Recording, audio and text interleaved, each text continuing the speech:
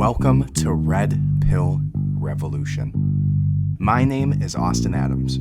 Red Pill Revolution started out with me realizing everything that I knew, everything that I believed, everything I interpret about my life is through the lens of the information I was spoon-fed as a child. Religion, politics, history, conspiracies, Hollywood, medicine, money, food, all of it. Everything we know was tactfully written to influence your decisions and your view on reality by those in power. Now, I'm on a mission to retrain and re-educate myself, to find the true reality of what is behind that curtain, and I'm taking your ass with me. Welcome to the revolution. Hello and welcome to Red Pill Revolution. My name is Austin Adams. Thank you so much for joining me today. I am very excited to talk about this topic. This has been something that if you've been following along on Instagram, you've seen me diving into these things just last week on Saturday.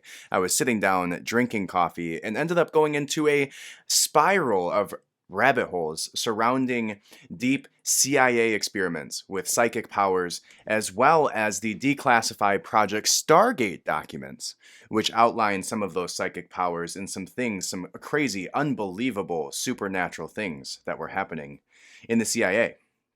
So we are absolutely going to dive very deep into those today. I'm very excited to discuss this topic and hear your guys' thoughts on these things, and to share some new things about the podcast. So stick around for that. We're also going to touch on some more current events, a couple things there, but I have so many tabs open on my on my laptop right now surrounding these CIA documents. We'll see if we even have time to get into them all, and we may even have to do a part two, but don't quote me on that. I don't know how long this is going to go today, but there's a lot to dive into around the CIA documents. So we're going to touch lightly on some current events, and then we're going to dive right into those CIA documents. So again, thank you so much for listening. I appreciate you so much. Go ahead and click that subscribe button. If you're not already subscribed, I would appreciate it so much. It would mean the world to me.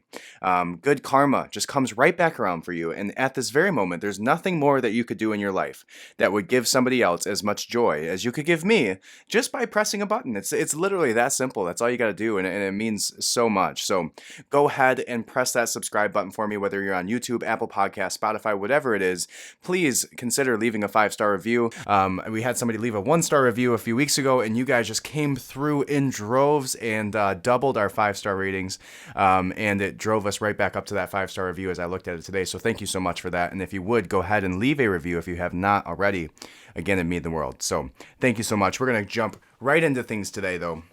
And the first topic that we're going to talk about is going to be, recently this week, Yuri Gagarin's name was censored from the Space Symposium conference. I don't know how many astronauts play instruments. Yuri Gagarin's name was censored from the Space Symposium conference.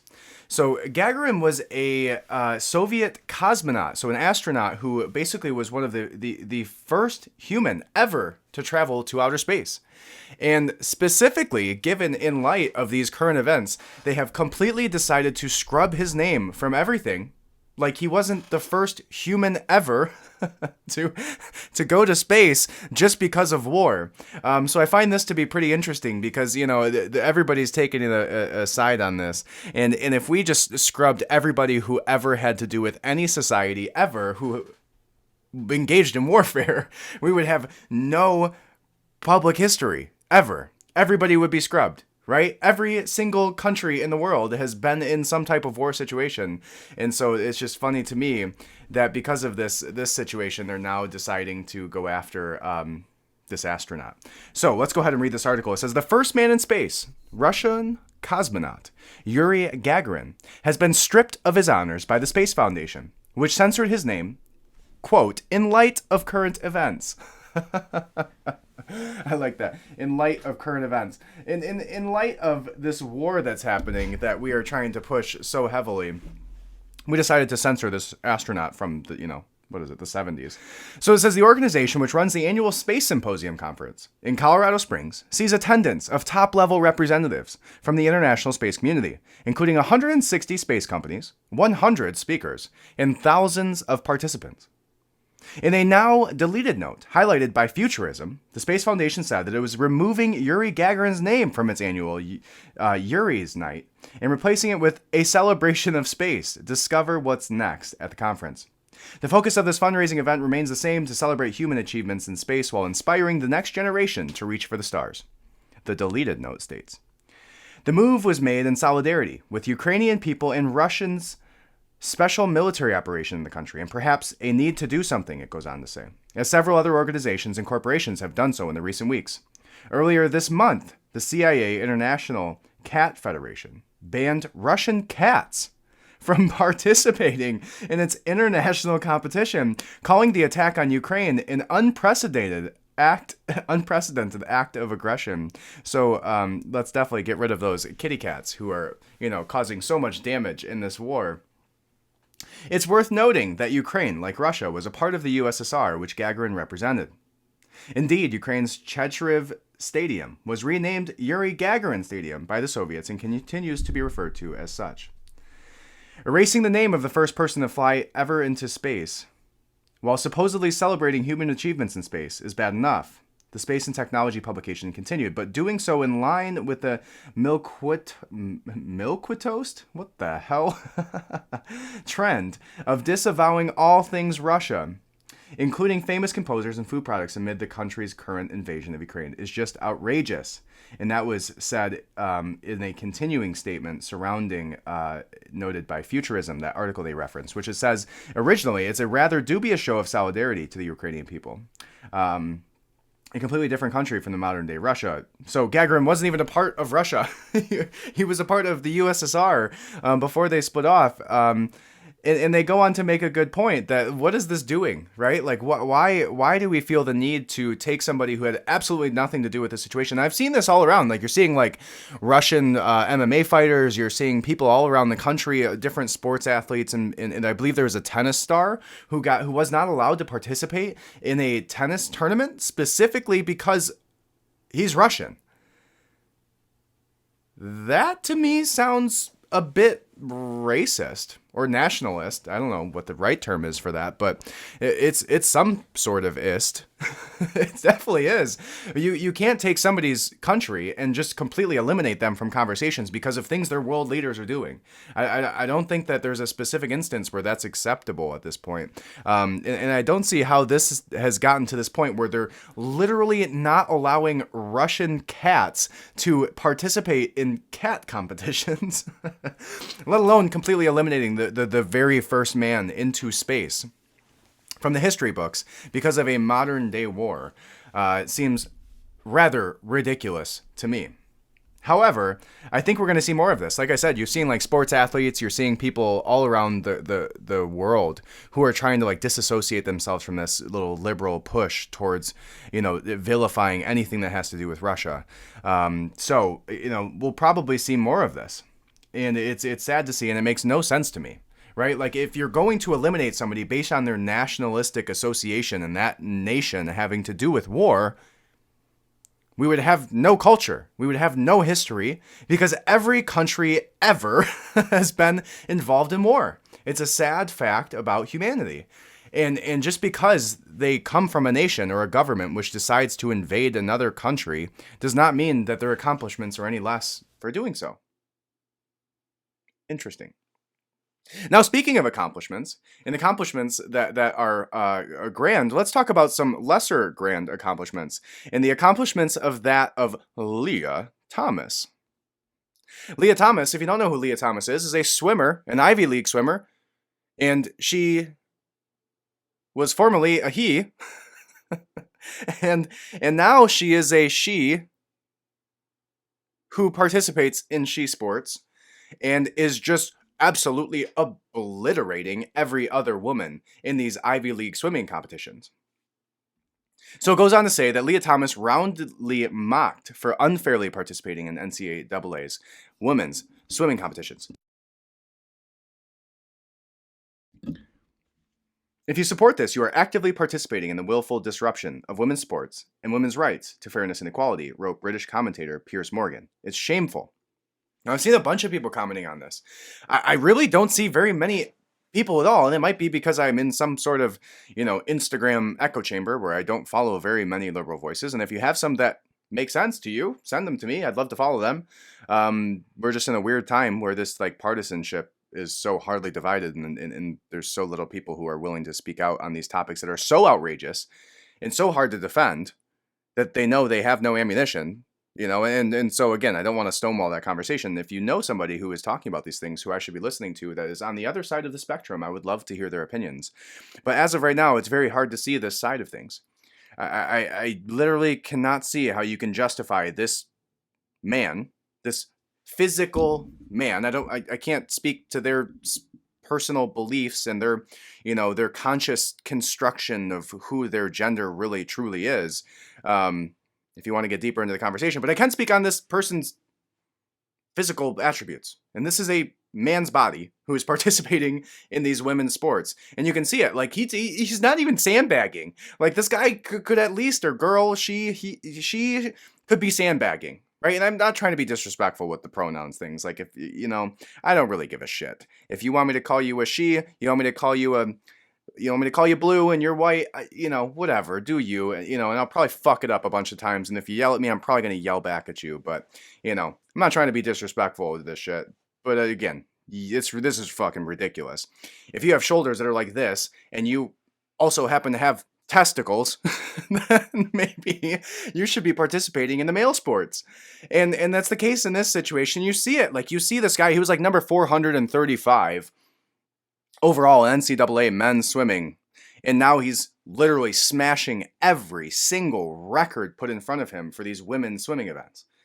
And it was sad to see, because you see that these other women are out there standing on these podiums, like second, third, and then fourth place doesn't even get to participate. Like, how much of this woman's lives, this fourth place individual in these Ivy League swimming NCAA championships, worked their whole lives to get to this place, worked their asses off to get here. And now some man jumps in the water and whoops their ass because he's physically created differently than the women's bodies were at birth, right? Bone density is different. Muscle structure is different, completely different, right? And so if you understand that, you have to know that this is just completely unfair, right? And where, if you want to be a true feminist, like, feminism is sticking up for women's rights, and they're just being fucking trampled on. Like, women's rights is being literally, oh my gosh, if this was my daughter in fourth place on this podium, and you heard it in the audience, there was people actually booing Leah Thomas, and so good for them. So let me finish reading a little bit about this article for you guys. So, University of Pennsylvania swimmer Leah Thomas, a biological male who identifies as female, destroyed the competition at the NCAA Women's Swimming Championship 500-yard freestyle on Thursday.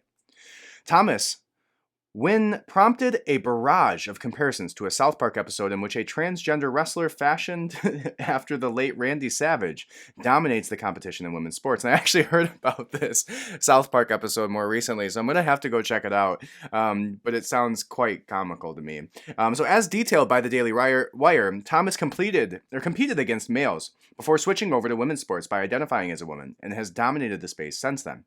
All the best women are men, said Ben Shapiro, who added, Joanna Man is a documentary. Joanna Man is a comedy about a struggling basketball player who pretends to be a woman so he can win at the sport by defeating members of the fairer sex. That is, I can't believe I didn't remember that movie, Joanna Man. That's hilarious. If you don't remember Joanna Man, I want to go back and watch it now, because it's this movie about a basketball player who pretends to be a woman so he can just go smash the women's basketball teams. So that's a great comparison. So here's a video by SportsCenter that is taking this man, biological man, seriously in his intellectual pursuit to smashing women in swimming. So here is this video for you guys. Measure up to your expectations coming into this meet tonight? I didn't have a whole lot of expectations for this meet. I was just happy to be here, trying to race and compete as best as I could. You've undoubtedly been under the spotlight over the past few months. How have you been dealing with that and reasoning with everything? I try to ignore it as much as I can. I try to focus on my swimming, what I need to do to get ready for my races, and just try to block out everything else. What did that race mean to you? It means the world to be here, be with two of my best friends and teammates, and be able to compete. Thank you for stopping by. Thank you so much. Leah, how did that performance measure up? So, the interviewer was almost tapped by this biological man's Adam's apple in this interview. You could just see it flickering throughout every time that he said something. All right. So the next part of this conversation goes into the conservative commentator Matt Palumbo quipped. Remember when this was a South Park episode? So Leah Thomas basically just smashed every record.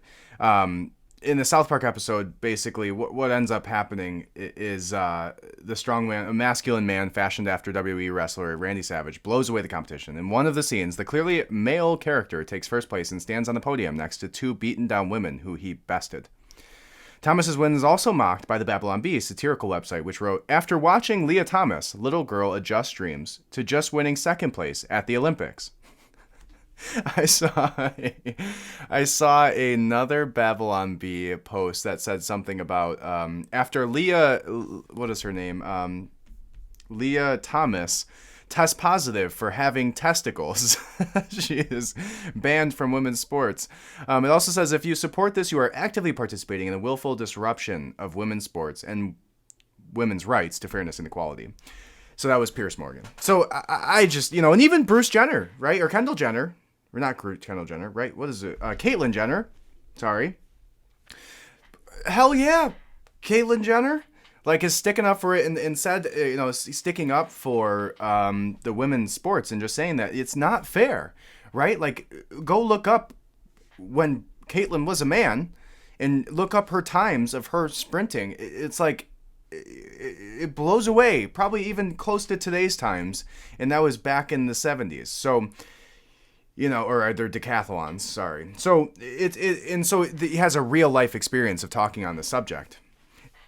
And not just talking out of her ass, and I'll respect that, she's speaking up in this situation and saying this isn't right. This is not good for sports. It's not good for women.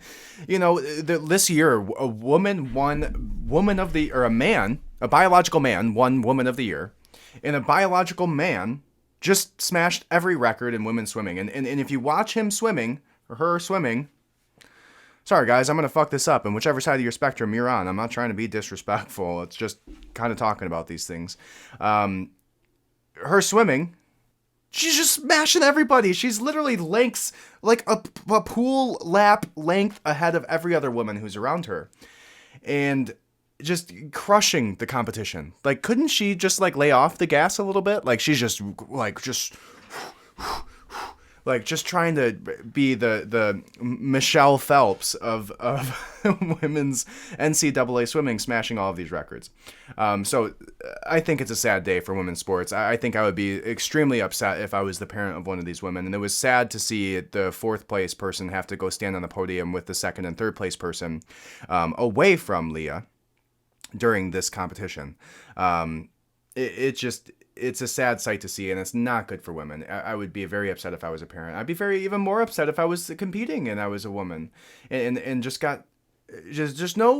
there's no reason that this should be happening, and there's no way to combat it. It's like this, and feminists should be literally yelling at the mountaintops. If there's one thing that the hill you should fucking die on, it's the one where a man shouldn't be able to smash all of these women in their own sports. Like, there's a reason there is divisions. Why not just have it be unisex, right? Why not just have literal unisex NCAA divisions then?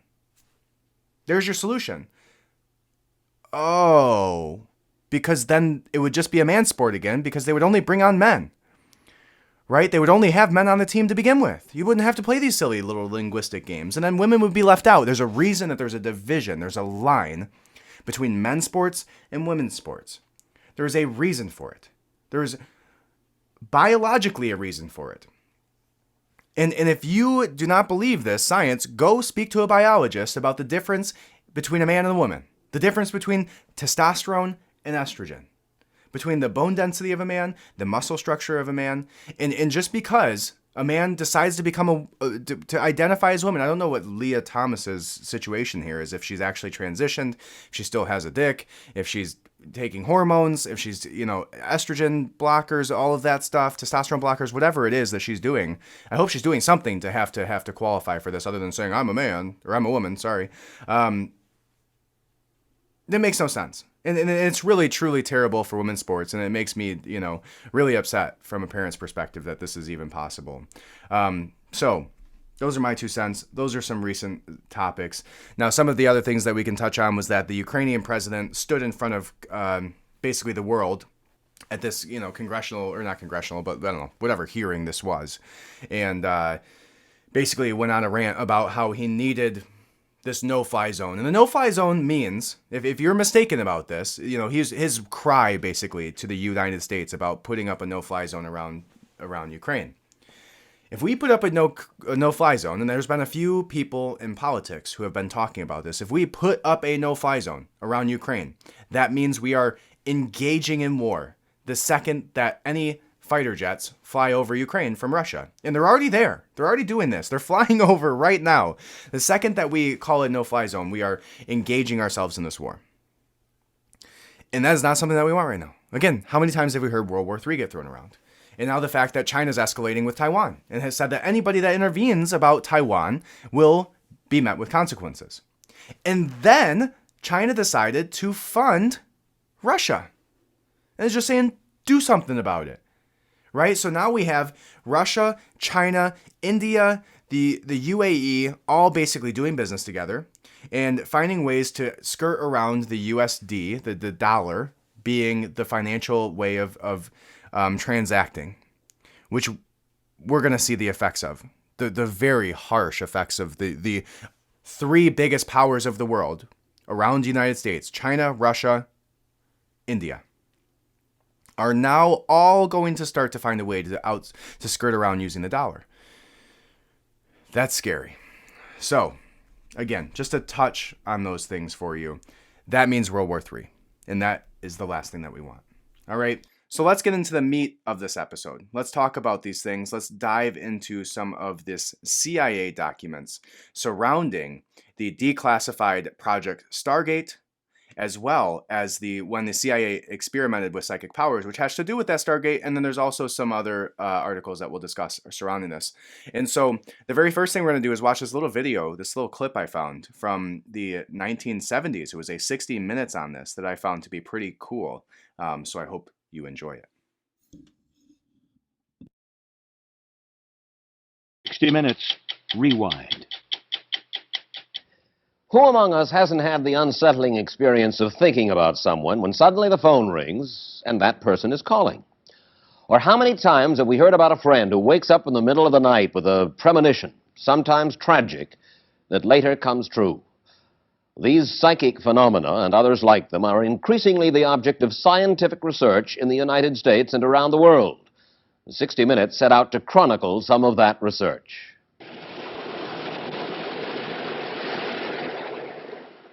In a research laboratory in Brooklyn, sliced ping-pong balls over a woman's eyes fill her vision with opaque light. All she can hear is the sound of waves crashing against a shore. In a room next door, a man is suspended in a contraption called the Witch's Cradle, his eyes covered, his earphones playing constant static. These two are clearing their minds. They are going through something called sensory deprivation, preparing them for an ESP experience. In the Soviet Union, a film tells of a Russian woman who claims she can move objects across a table without touching them by means of psychokinesis, the energy that pours out of her fingertips, a phenomenon that defies the laws of physics. Are these things real? Laboratory-controlled telepathy? Psychic power that can move physical objects? Real or not, they are part of a growing scientific interest in psychic phenomena. I'm going to disconnect now, Tom. If you accept the theory that humans can communicate at an extrasensory level, why rule out a whole other order of living things, like plants? I'm changing frequency. This is the hypothesis of Marcel Vogel of IBM in California. Vogel spends his days at IBM as a hard scientist. But after hours and on weekends, he tries to communicate by psychic force with the plant world. The plant in question is a rather wan split philodendron, which Vogel has hooked up to a polygraph machine. The morning we filmed this, Vogel observed, while one of his colleagues, who claims psychic power, took a trip inside the plant itself. In the psychic world, this is sometimes referred to as out-of-body experience. Now, as we are one with the plant, Right. let us now look at the cell structure that is present in the stem of the plant. All right, I'm in the leaf. Let me get down into the stem. Okay, I'm in the stem. Fine. Now, look at the wall.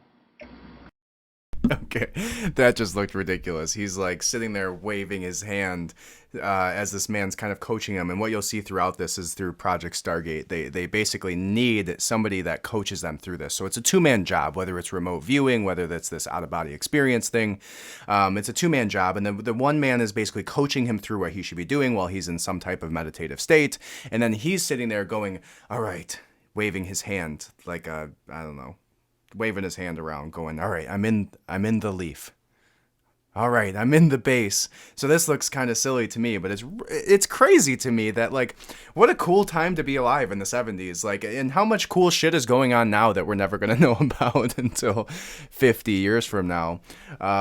You know, I want to be a part of these things. Like, you know, set me up, put me on a polygraph with a plant, and I'll get into the leaf. There's a couple minutes left in this, and then we'll dive into some more of the topics here. And we're going to talk about the top 10 different of these CIA experiments, top 10 things of that Project Stargate. So again, stick around for a minute. We'll see how long this crazy guy's waving his hand around, but just should be another second here. Cells in the stem, and describe what you are now seeing. All right, I started out more toward the center of the stem. Now what I'll do is I'll just go back up into the leaf. There I am. I'm in the leaf now. All right, now I'm out. Go back up into the leaf. During the trip, Vogel monitors the polygraph to note the philodendron's reaction to the strange visitor. Now what I'm going to do is generate energy out to the plant. Let's see what happens. There it goes. There's a response. Send me. The exciting thing is that the plant is not connected to either one of us, but is now a very sensitive monitor of the forces that are within us. It's dark. It's dark. Vogel and his associates believe that plants react to psychic forces around them in a way that can be measured by scientific instruments. An independent research organization in California known as the Stanford Research Institute contracted to study psychic phenomena under laboratory conditions. Last fall, they spent several weeks with a 25-year-old Israeli psychic named Uri Geller, and they cataloged a series of remarkable feats. He went through a series of experiments, but either my skepticism or the presence of two cameras had a negative effect. Although he claims to be able to start broken watches by passing his hand over them, he couldn't start the one we brought with us. But just 2 days ago in a demonstration, they brought me 5 watches, and I fixed all of them. Really? Geller asked me to draw a letter while his back was turned. I drew the letter L, and then he drew something similar. Later, while we were not filming, he psychically bent a knife which was on the table. He had not been willing to try this while the cameras were rolling. He asked me to draw an object while he was out of the room, and he tried to read my mind, to tell me what it was. Okay, I'm going to put 2 things that appeared in my mind, and if I'm wrong, you show me what.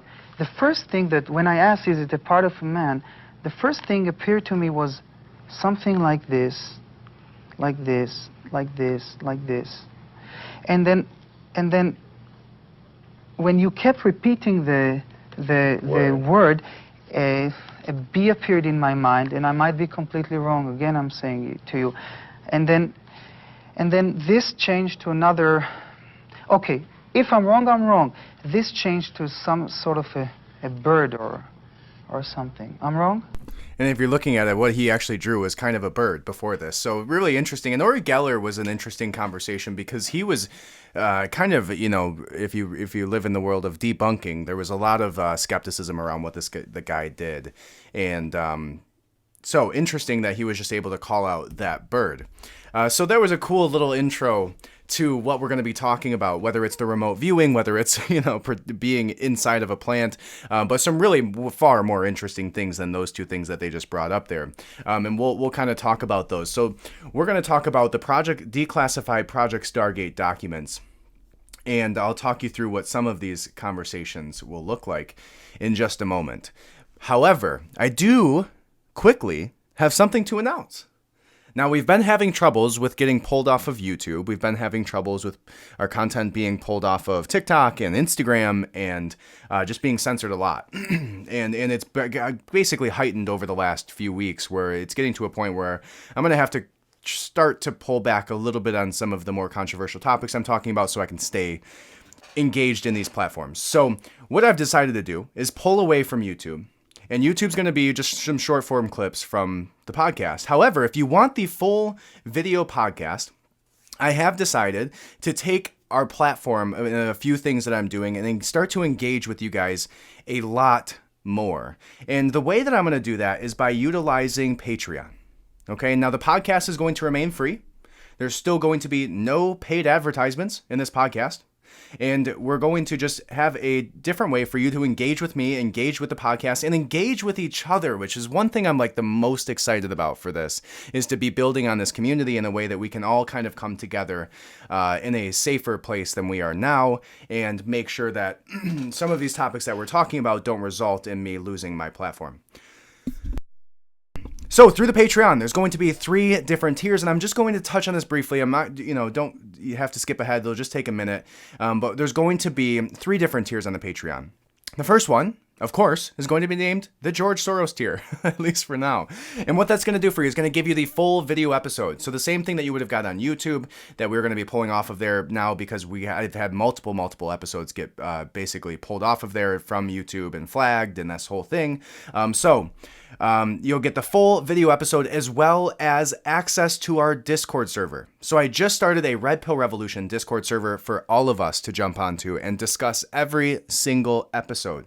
So I basically uploaded a big long list of every single episode on there as general topic discussions. And any of the episodes that you're listening to, you're going to be able to connect with other people who have also recently watched that same episode and discuss those topics, whether it's this current episode that you're listening to or the very, very first episode about assassinations, cover-ups, and the cult of science. You can have a conversation about all of it. Now, I'm going to find some more unique ways to engage with you guys through that platform, but for just $5 on that first tier, you get a full video episode. The full video episode as well as access to that Discord server. $5 a month. That's it. That's it. It's $1.25 a week, full access to a full community of people just like you that want to talk about these things, that are interested in these topics.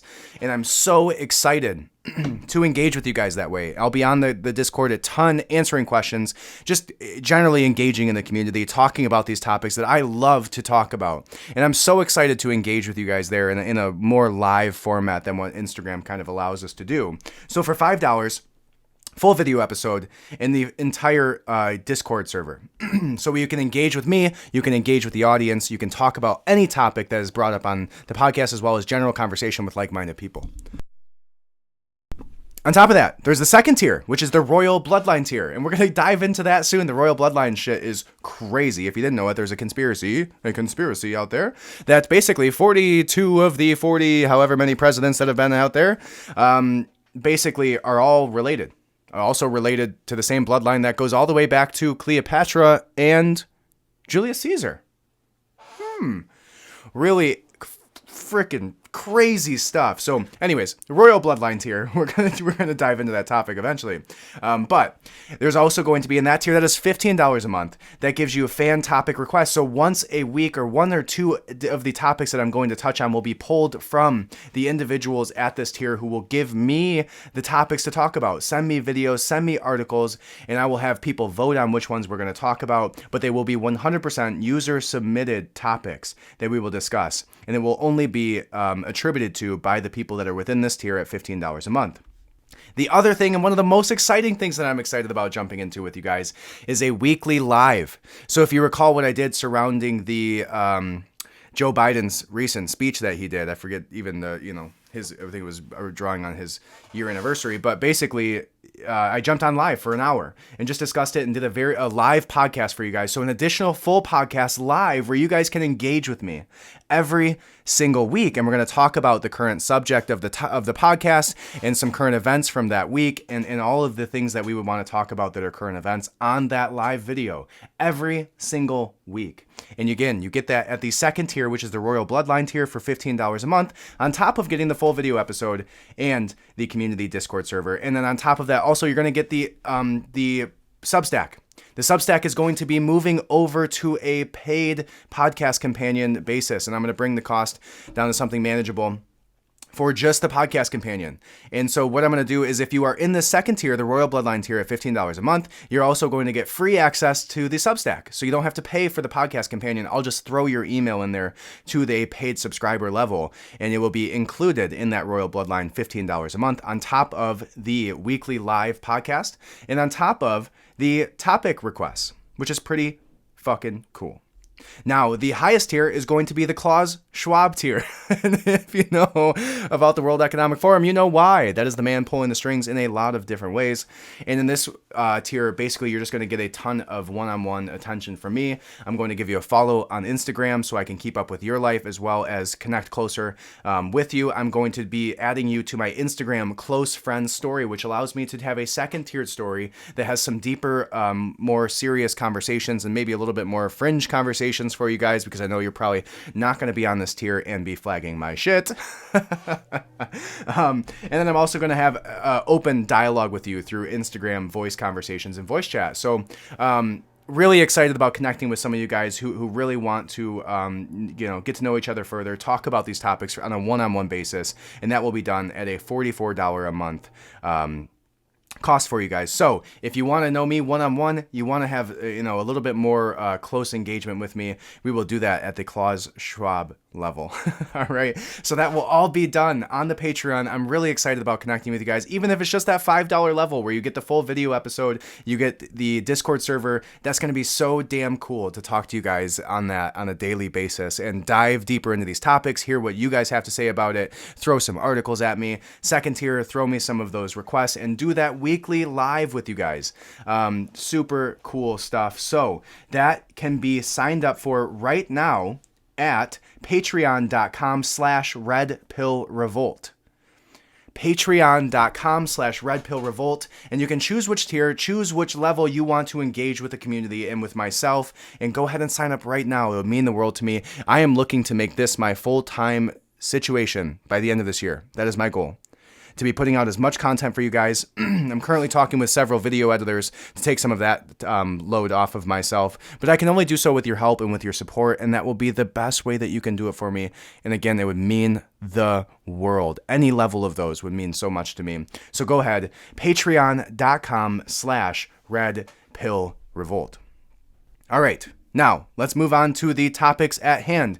The top 10 spookiest declassified Project Stargate documents. All right, and number 10 on the list is the Navajo Necklace. All right, now some of these I know about, some of them I do not, so you'll see some real-time reactions, but I'm interested to dive in deeper these. It says, commonly found in the Stargate documents are handwritten records of remote viewing sessions. And if you don't know what remote viewing was, that was a big piece of Project Stargate. Remote viewing is basically a meditative state where you are able to connect with other parts of the universe, other parts of the world, other people, other objects, other things, other places, other times, and do it all through these psychic meditative states. And the CIA had many, many successful situations that came from remote viewing. All right, so commonly found in the Stargate documents are handwritten records of remote viewing sessions with simple sketches and graphs. Also known as clairvoyance, remote viewing is the ability to use extrasensory perception to see or sense a far distant object, person, or place.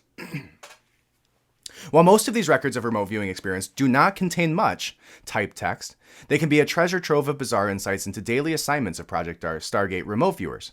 Among clairvoyant perspectives are the Tunguska event and the Radlasham UFO incident.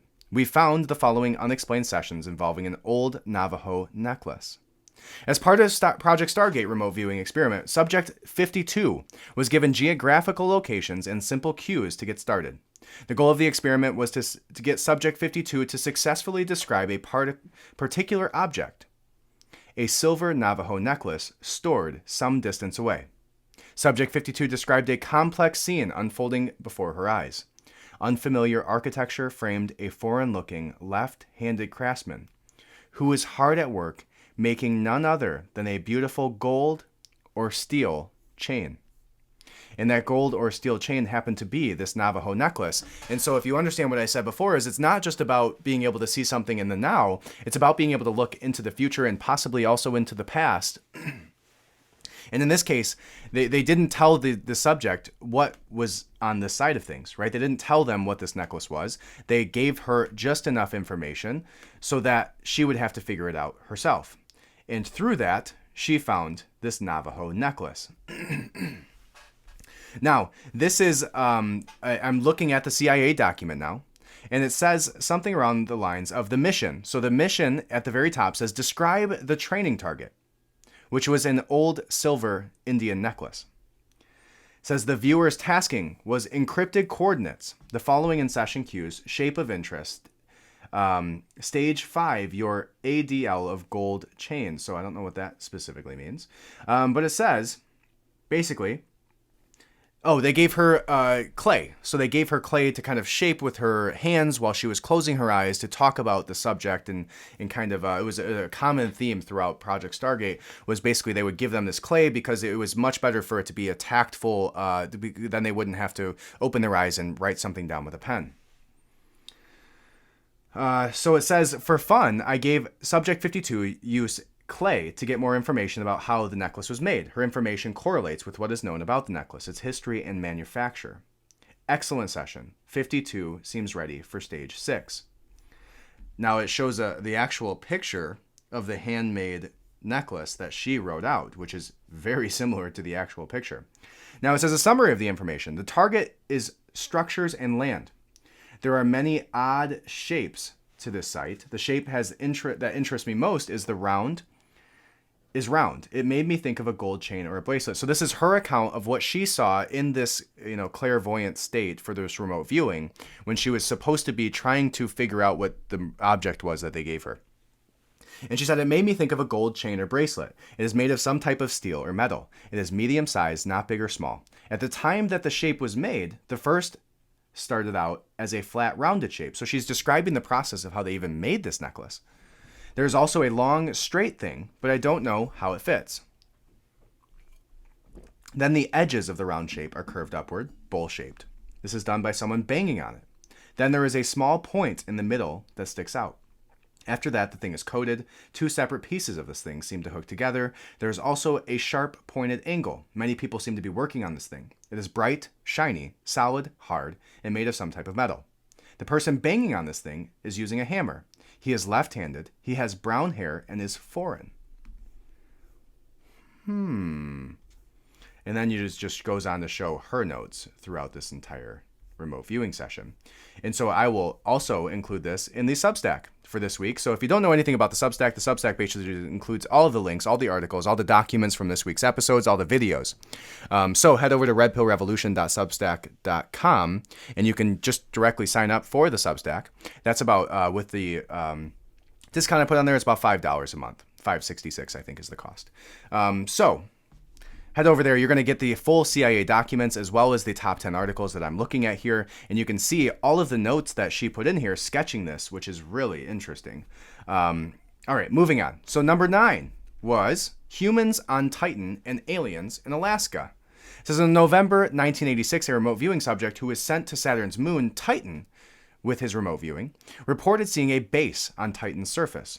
Entering the base, the remote viewer found, to her astonishment, that all of the operators were identical to human beings. She observed 2 young, healthy human males working at a control panel supervised by an attractive female. Funny how she didn't call the 2 young, healthy human males attractive. Anyways, the same document, the subject describes 2 other sessions, this time on Earth. When sent to Mount Hayes in Alaska, the remote viewer reported seeing 2 entities working outside a structure. Inside the structure, the remote viewer came across a human-looking technician working at a strange machine. The technician couldn't see the remote viewer and invited her to take a look at the apparatus. Wow. So in this specific instance, when she is remote viewing and putting herself in that position, this entity that she saw on Titan, right, the moon of Saturn, noticed her there, could sense her energy and engaged with her, and then invited her to look at this apparatus that he was messing with, apparently. An even stranger scene met our remote viewer when taking a look at a site somewhere in the southern hemisphere. An inhumane, robot-like creature and a hairless, pale humanoid entity that was aware of her presence also. So that's a good question, right? If we do have extraterrestrial beings or aliens or, different types of humans either here or on a moon in Saturn, I wonder, obviously in this case, what this type of data that the CIA is presenting to us would tell us is that they do have this extra senses, right? This telepathy, so that they can somehow engage with people who are engaging with them on this, spiritual or psychological remote viewing plane, which is quite interesting. Now, I do have the CIA document for that, and that will also be included in this week's podcast companion.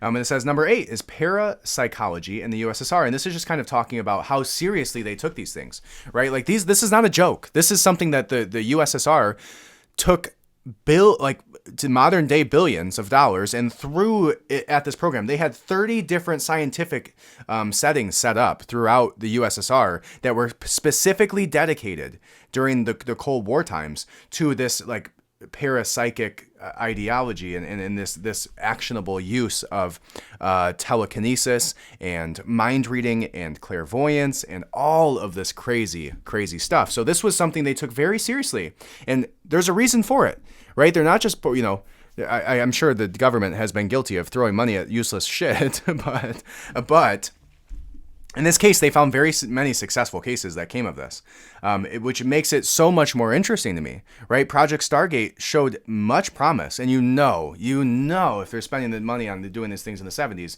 there's such an advanced form of it today, especially with the way the technology is. And maybe even these connections in the way that they're engaging with these beings and on these other spiritual planes led to our technology boom.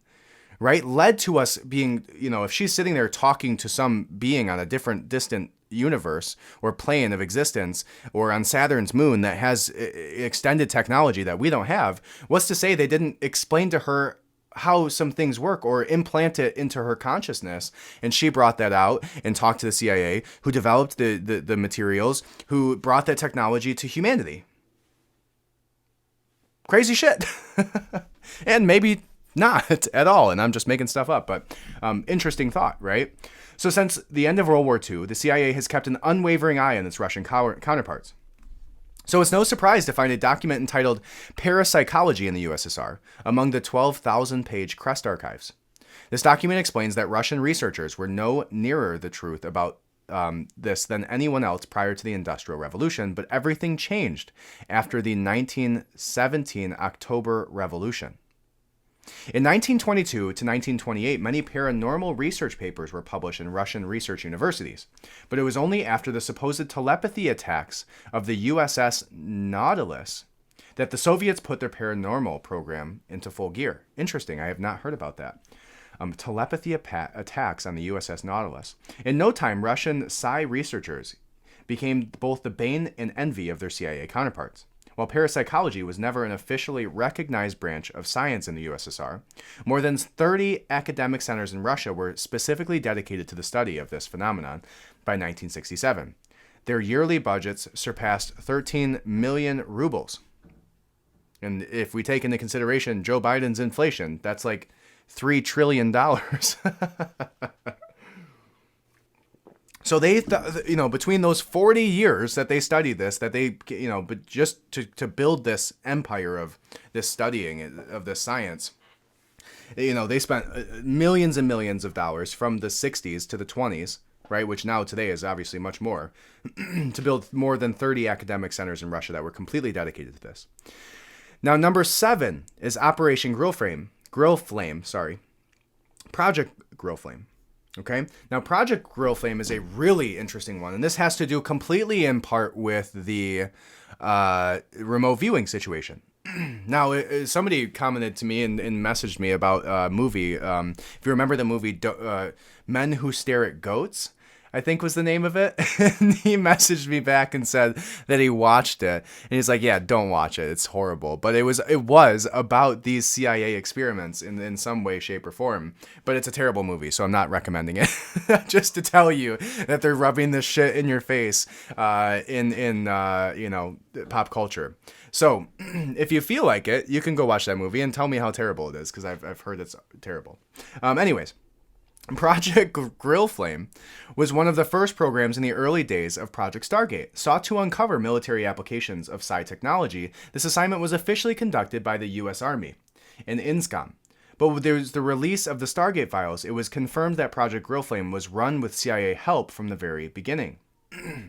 Now, one of the CIA's most famous test subjects was a young Army officer named Joe McMoneagle, an agent who would go on to complete dozens of remote viewing missions for the CIA. Delivered upon the completion of the project in October 1983, the Realflame Project Report recommends that a wide variety of psi phenomena be investigated for their potential tactical utility. Now, the most interesting part, and it's not talking about this here, but I'll go ahead and include it again in the podcast companion, is the CIA documents surrounding Project Realflame in Project Stargate. And so one of the things that interested me the most and that I talked about through my Instagram was surrounding Project Realflame. And it goes on to explain how basically the first mission set out by Project Realflame was set by the Navy. And the Navy wanted them to locate a missing naval ship using a remote viewer, using telepathy. And so this person sat in a room, the very first mission of Project Realflame, sat in a room, began to meditate, and located this Navy ship within 15 miles, all while just meditating. 15 miles that they went and found within the location of the geographical coordinates that this individual gave them. And found the naval ship. And what? How crazy is that? You think the CIA is just making shit up to put it down on paper? I mean, maybe, but that's crazy. They were dumping tons of money into this. So I'll talk you through some of these CIA documents surrounding Project Realflame. So it says the question of this Project Realflame document, and this was written in August of 1981. So probably a little bit closer than you'd think. Project Realflame is an Army and DIA jointly financed effort to study novel intelligence collection techniques. The fiscal year of 1982 justification material states that Realflame studies will help to identify the capabilities and vulnerabilities associated with paranormal phenomenon having military applications. Now, it says that the question is, can you provide a description of Project Realflame to include the objectives of the project and exactly what paranormal phenomenon DIA and the Army are studying? The answer to that was Realflame is a planned 3-year joint program which is in its first year between DIA and the Army to investigate in detail certain paranormal phenomena, such as remote viewing and psychokinesis that have potential military applications. Emphasis this year has been on evaluating application potential and limitations of remote viewing, the ability of individuals to mentally collect data at a distance, and phenomenon to evaluate the significance of foreign work, particularly as it may pose a threat to the United States. So they were like seriously worried about the Soviets and their paranormal abilities. Now it goes on to talk about how much they were funding, which is $195,000. The Army guidance to O'Keefe was to tell them as little as possible. That's interesting. Now it goes on to say that is the CIA conducting similar studies to that? So the question is, Project Realflame is okay. Is the CIA conducting similar studies? If so, what is the interface between the GDIP and CIA efforts? And it says, although CIA can best answer this question, DIA is not aware of any present program at that agency. DIA, however, does maintain interface with the CIA by keeping them informed of progress of the Realflame efforts. So it's just kind of going through like a Q&A in this document between what is going on in the CIA, what is going on in the Department of Justice and the Army, and, you know, why should they be giving them money for this?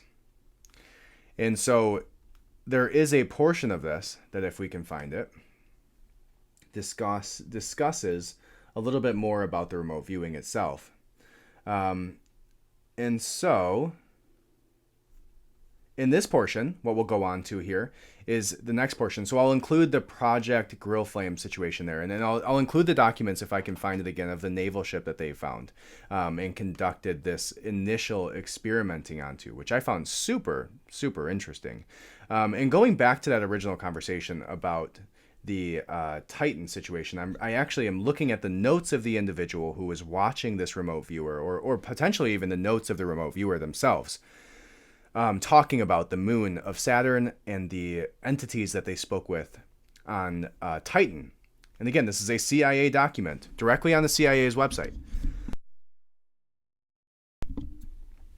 And it's really, I mean, pretty crazy stuff. So it says, don't know quite, and it's in cursive, so forgive me, it's not very good cursive. Don't know quite what to say about this one. Perceived a structure that was very difficult to describe. It seemed very tall and had a lot of confusing angles about it. Inside was a spiral staircase descending from the top down to a balcony, a platform where there's very human-looking beings, where at some sort of control panel. 2 males were seated at the panel, which had numerous lighted buttons and several screens that reminded me of something like a radar scope. The males appeared to be technicians, and the female, who stood behind them, appeared to be something like a researcher or a scientist. She appeared to be of average height, dark brown hair to the shoulders, and was wearing a pale green lab coat. Interesting. So aliens wear lab coats. When moved to a position 30,000 miles above the structure, there was a large round body visible, which appeared to have a pale greenish halo around it, and many rays of yellow and white emitting from it. In the background and to the left of the body was another circular body with rings around it, such as Saturn. There is a lingering feeling that this site is some sort of observatory or observation post. So that was the notes surrounding Titan. Interesting. This shit's crazy. If your mind's not blown yet, just wait, because we're on number like 7 of this list here. Now the next thing was Mars exploration. In 1984, Army remote viewer Joe McEagle, that guy's a terrible name, had progressed to the top of the ranks of the CIA remote viewing hierarchy. Among dozens, if not hundreds, of missions geared towards fighting communism and terrorism and instigating foreign regime change, McMoneagle was sent on the mission, quite unlike any of his others. While Joe was staying with longtime CIA-friendly remote viewer Robert Monroe as the property in Virginia, Monroe received instructions from the CIA for a new remote viewing mission. A small envelope was sent, which Robert kept in his shirt pocket unopened. From inside Monroe's specially designed sensory deprivation tank, Joe focused on the sealed envelope in Robert's pocket. Unknown to Monroe or McMoneagle, written on the small card inside the envelope were time-space coordinates far away from our own. The planet Mars, 1 million years BC. Now, what Joe said he saw on the planet Mars in 1 million years before Christ, he said he saw an old sandy pyramid, so tall it boggles the mind. Later estimated to be some 20 kilometers high or 12 miles high. Emerging from a deep depression in the ground, vast storms swirl around the sky. It seems a cataclysm has occurred. Going back in time is like night and day. The sandy pyramid is now shimmering in a metallic and vague forms of gigantic, thin people that can be made out. They say they are an ancient race, doomed to die if those who left in search of another home do not return. Damn. While his handler gave him a few different sets of coordinates to take a look at before Joe fizzled out, his main area of focus was later revealed to be Cydonia region of Mars. Two unexplained geographical locations on this barren Martian plain were first photographed by the Viking 1 spacecraft in 1976, the face of Mars and a mysterious mountain that eerily resembles a giant pyramid. Now, if I recall correctly, and I remember reading this remote viewing session probably a few years ago, I've been interested in this stuff for a while, I remember him actually making contact within the pyramid itself when he goes into this situation. So he remote views and goes in and speaks with these entities, and you hear the words that they're saying to him. And he explains something that they later find on the surface of Mars in this pyramid type structure from 1 million years ago. Crazy. Crazy. What the fuck is going on in the CIA? And why wouldn't they tell us about this? This is nuts. And so this man, and I want to find that article just out of my own curiosity again, because I literally remember vividly reading this remote viewing session, and it opened my eyes to this concept. And made me interested in it. And I actually found so they take you through this training program when you go through the remote viewing. There's 6 levels of remote viewing, if I recall correctly. And it's kind of an escalation of like finding your telepathic powers through the first few levels, and then eventually getting to a point where you can identify coordinates and move through time and space and see people and connect with people from different times and crazy shit. So he specifically talks to these entities, or if I recall, he was inside of the pyramid and spoke to them or about how they were basically all doomed to die. And there was not much that he could do about it. So I'm going to see if I can find that, because I don't have it in front of me right now, but a super crazy situation and envelope that the envelope specifically was basically gave the coordinates for him on there. So crazy stuff. Now that, to me, if you dive into that one, that might be one of the craziest ones that's on here. Now the next one goes on to say an evaluation of remote viewing, research and applications. Brought in as an outside contractor in 1972, the Stanford Research Institute remained the CIA's steadfast partner until the end of the Stargate project. Over time, the SRI would produce dozens of classified documents, which would eventually be included in Project Stargate Freedom of Information Act released.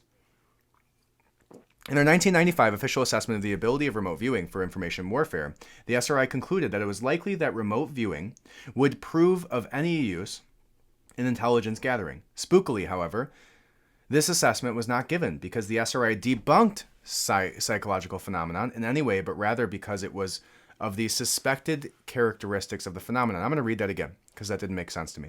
In their 1995 official assessment of the utility of remote viewing for information warfare, the SRI concluded that it was unlikely that remote viewing would prove of any use in intelligence gathering. Okay.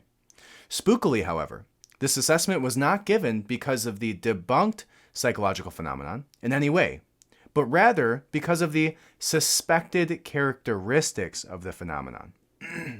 So it wasn't about, the disusefulness or the, disusefulness of the action and this, being debunked or like not being real. It was about the form and the information in which they gathered from the ability to use it within. The SRI found, as had so many institutes that came before it, that you can't bottle the human mind, label it, or sell it. Without funding, Stargate program died within months. Okay, so here's the Uri Geller situation. Uri Geller comes in at number 4. There's no one like Uri Geller to get skeptics and believers throwing non-verbal fists in the YouTube comment section. Or verbal fists in the YouTube comment section. It seems like no other alleged psychic has been so routinely vindicated and debunked. The truth is, almost all of Geller's supposedly supernatural feats can be replicated with stage magic. Of course, Geller, who claims to be an alien consciousness beamed from deep space, swears that he does his tricks with only his mind. There are a couple of reasons to believe his story. For one, Geller made his fortune not only by making eerily apt financial decisions, but also by helping various corporations scout for resources. When the Project Stargate documents were declassified, it was revealed that Geller had been involved in the CIA in the 70s as a part of the SRI program. While some speculate that Geller was, and perhaps is, the leader of Mossad's psychological warfare operations, we do know that the CIA remained interested enough in Geller to send one of their remote viewers to take a look at him in September of 1990. So all the way up to 1990, this was happening. This is number 3, a dynamic psychokinesis experiment with Ingo Swan. Now, Ingo Swan was one of the main individuals that was a part of the original experiments done by Puthoff, who started the Project Realflame situation. So Ingo was one of the most capable of their remote viewers, apparently.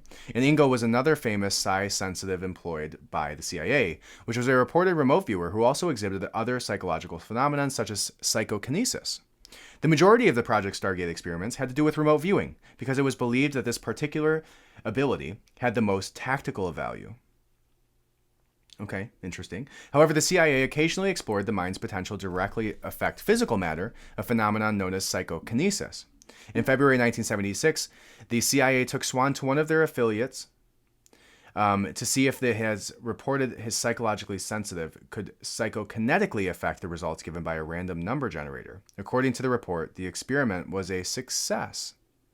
So if he could affect the results that were supposed to be given by this number generator. So like, we wanted to say 777, and it's a random number generator, and somehow he makes it turn into 777, is what I'm taking from that. But I do, again, have the article here, and I will include it in this week's Substack. Now, you can get the Substack if you go to patreon.com/redpillrevolt. Number 2, an experimental psychic probe of the planet Jupiter. Now, we're coming towards the end of this, but these are the number 1 and number 2 spots. Swan was afforded a special privilege during his years at the CIA. In 1973, he and fellow CIA remote viewer Harold Sherman were sent to Jupiter. While Swan was monitored by CIA personnel somewhere in the SRI laboratories in California, Sherman was relaxing in his specially built sensory deprivation tank at his home, hundreds of miles and 2 time zones away. Upon comparing their stories afterward by phone, Swan and Sherman were shocked to find out that the remote viewing sessions contained the same major details, even though no close-up photographs had ever been taken of Jupiter at the time. They both correctly identified the great red spot in the vast dark cloud which trails behind it. They reported that there were endless fields of suspended crystals glittering among the vast billowing clouds.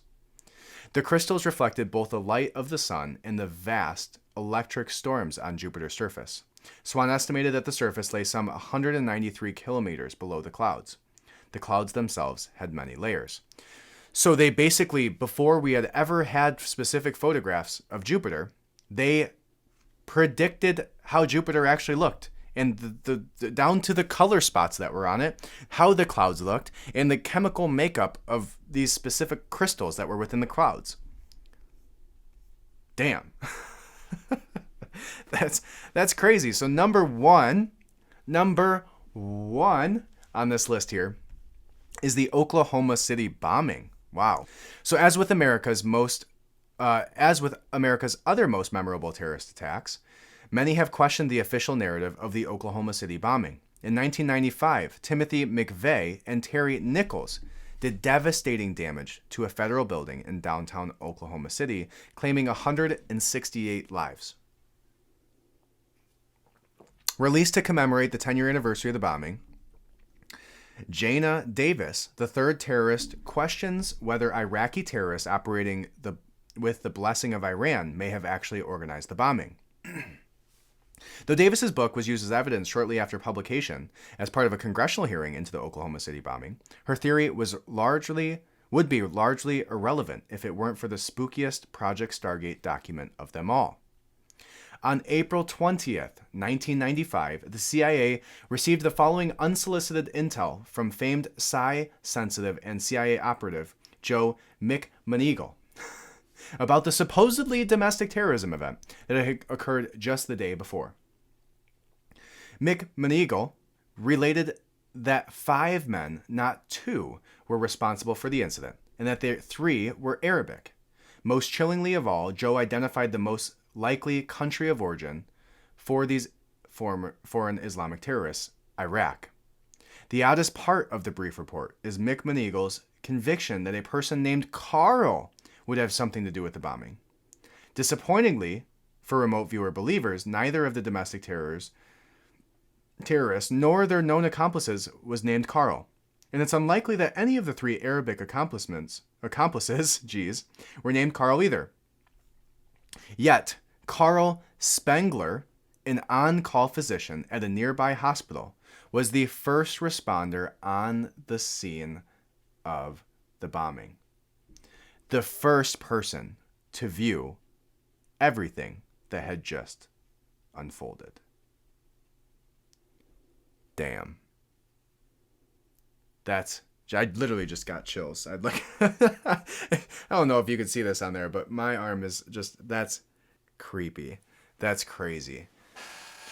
So it leads me to believe that there is absolutely, if they're spending millions and millions of dollars on these things, there's absolutely something that was to it. There's a reason for it. And they had very many cases of positive results that came from this remote viewing. So if you're somebody who does not believe in, the spiritual realm, in the idea of, frequency or vibration of the universe, or, even down to these type of situations with remote viewing and being able to project your consciousness into other parts of time and space and reality and in front of other people and engage with entities. And, maybe if you're a hyperlogical person who's questioning those things and thinks they're full of shit, you should rethink that.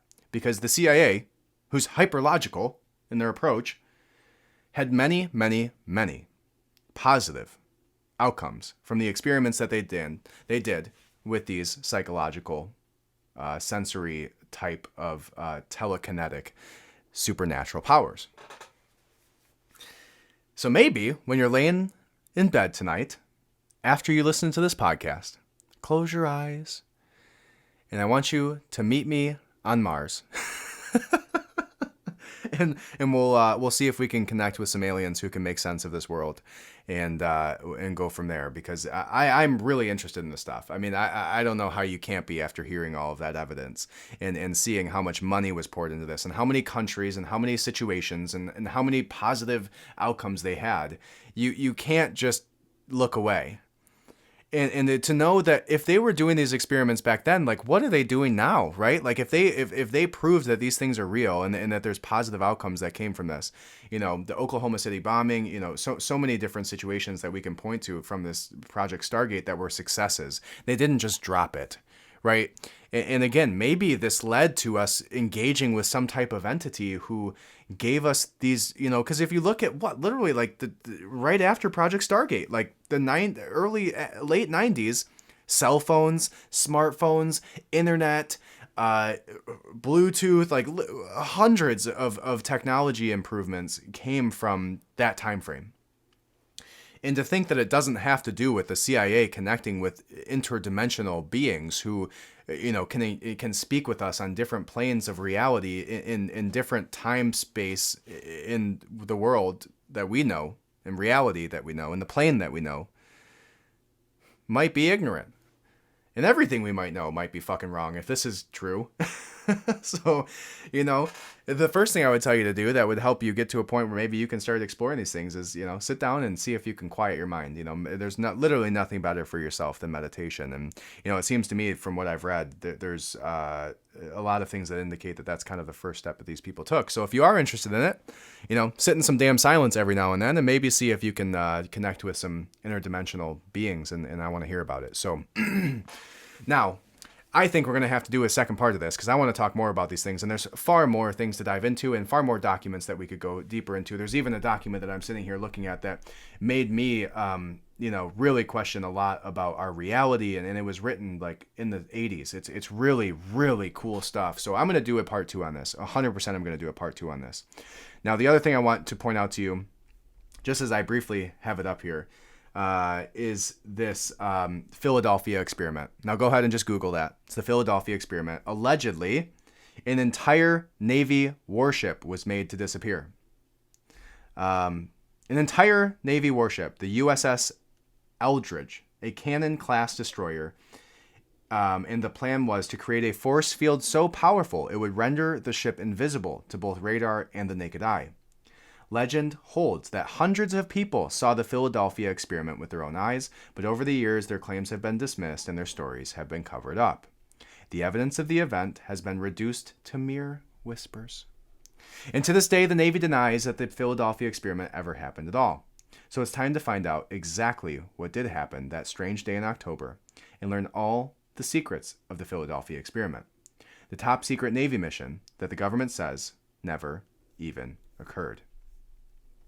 Now, if you would like to hear me talk about this last subject, I'm going to include it as the first post on the Patreon. So, if you're listening to this right now, you can listen to the rest of this through the Patreon. We're going to talk about the Philadelphia experiment as our first post on the Patreon. And also head over there right now to sign up for one of those platforms so we can get onto the Discord server and talk about this crazy shit, where I'm going to post some of these articles and post some of these topics and hear what you guys have to say about it. And also you'll be able to see the full video of this. You'll be able to see the Philadelphia project that we're about to jump into as well. That includes that for you guys, and some pretty crazy stuff here. So patreon.com, patreon.com/redpillrevolt. $5 is the first tier. You get the video episode, the full video episode that will no longer be on YouTube. Full video episode. You'll also get access to that Discord server for $5 a month. Definitely worth it. All right, looking forward to connecting with you guys there. And if you want to go even higher than that, you get the $15 a month package, which I would recommend because we're going to be doing weekly live videos talking about these specific subjects in a more relaxed setting where you guys can engage and have comments and talk with me too. And we can have a live show every week towards the end of the week to discuss that week's topic along with current events that have happened up until that point. And then the last tier is if you want to engage with me fully, get a follow on Instagram, get some voice chat back and forth between me and you talking about these topics. Again, I'm really interested to engage with you guys on this stuff. And then also, you will get a part of that story. So, I'll be including some more of my more controversial topics that we'll discuss on that close friend story that you'll only be able to be a part of at the third tier level at $44 a month. So any of those, I would appreciate it so much, even if it's just jumping on that Discord server and getting the full video episode for $5 a month. It would mean the world to me. Go ahead, head there right now, patreon.com/redpillrevolt, and you will get the next part of this, which we will discuss the Philadelphia experiment in full. Thank you guys so much for listening. Again, head over to patreon.com/redpillrevolt to listen to the remainder of this episode, and I look forward to seeing you there. Thank you so much.